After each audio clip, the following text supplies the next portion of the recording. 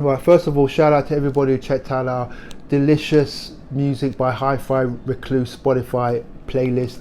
The feedback has been phenomenal, and it's 40 hours of music. But anyway, you don't want to hear about that. You want to hear about the records. You want to hear about the jazz. Okay, jazz records that I love on independent labels, right?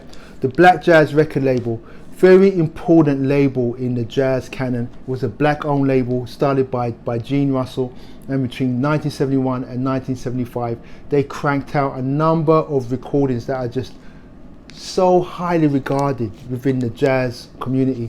I cannot stress it enough. I won't go too far into it because there's people that I personally know who are experts on black jazz, and they may jump in the comments and start correcting me about this date and that artist. But anyway, this is Doug Kahn, Spirit of the New Land, along with Gene Kahn, who went on to have a very decent R&B career. Don't Let It Go to Your Head, classic. But anyway, that's another story.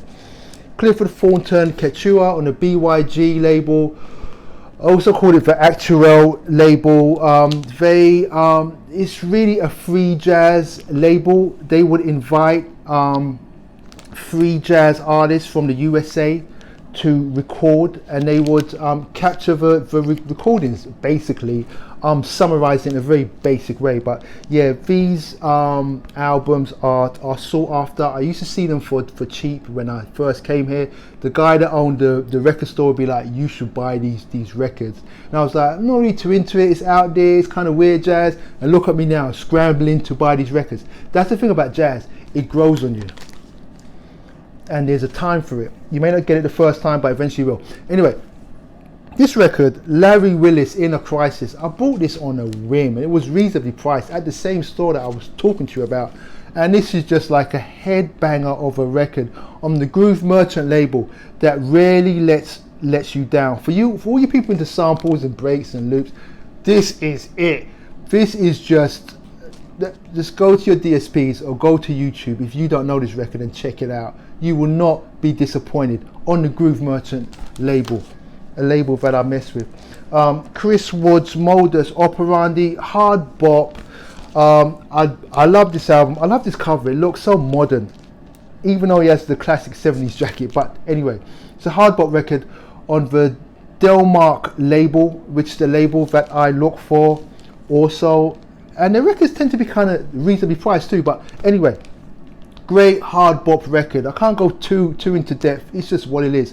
Chris Woods is a multi-instrumentalist, but I guess he's primarily a sax player. But I just love this record. It just puts me in a good place. And finally, but not least, Hilton Ruiz Trio Quartet, Stepping Into Beauty. This is an early jazz cop for me on the Steeplechase label out of Denmark.